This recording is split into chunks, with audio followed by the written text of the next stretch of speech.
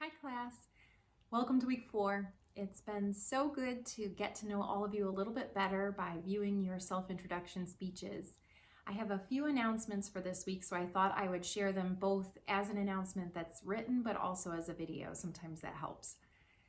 First of all, about the self-introduction speeches, you may have noticed that it's graded in Connect but not showing up in Blackboard in your grades. And there is a little something going on with McGraw-Hill. I've been in contact with them and they're not exactly sure why that's not working. So they've got their engineers working on it. So pretty soon you should be able to see your grade that's in Connect for those speeches in Blackboard. If worse comes to worse, I will manually put them in, so never fear. Also, I want to just kind of begin to get you familiar with the idea of what we're doing for the speeches, for the informative speeches. We aren't creating our speeches this week, but we are beginning the legwork. If I'm going to inform you about something, I need to have sources and credible sources at that. So first off, we're going to work on choosing our topics. And so this week you will just click on the button that will take you to the discussion board that talks about getting your speech topics approved. Doing that will just give us the opportunity to have a little dialogue back and forth to help you clarify exactly what your topic is going to be. I encourage you to do that early this week because another assignment we're working on is the annotated bibliography. That is going to be a list of 5 sources that you're going to use for your informative speech. And if we don't know if our topic is approved, it's really hard to figure out, are these good sources? So I encourage you to, early on this week, get your topic approved, and then you can begin compiling 5 sources for this annotated bibliography. If you notice in the description on the syllabus, I encourage you to take a look at that. 2 need to be scholarly peer-reviewed journal articles.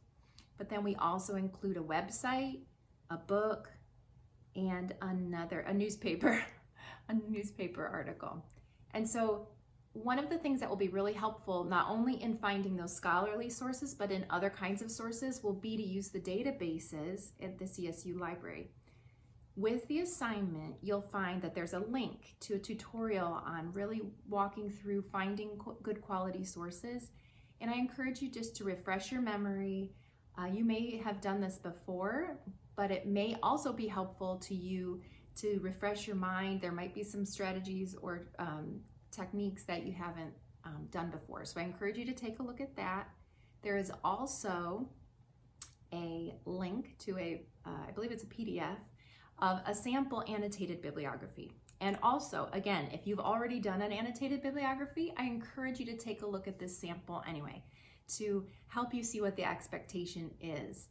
Some annotated bibliographies for other classes may require a much shorter annotation, for example. And so I want to encourage you to take a look at that sample.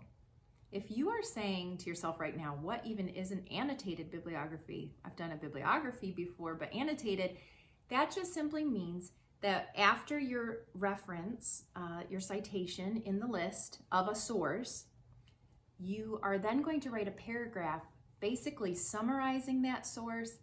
And I want you to think about, while you're summarizing it, thinking about also what makes this significant to my, in this case, speech. What makes this helpful for what I'm trying to share? And that really should be woven into your summary, is what's the significance to my project? So I would love to help you with any of the questions that may arise this week. I'll be in that discussion board every day looking at people's questions about their topics so that you can get running on your bibliographies. If you have questions about those, again, feel free to contact me via email, a text. We can even set up a phone call just to have a phone conversation. Sometimes that helps sort things out. I'm happy to help. It's great to see you all, as I mentioned, and sometimes it's just nice to know the face behind the screen and in our interaction. So I hope you all have a great week and stay healthy and safe. God bless.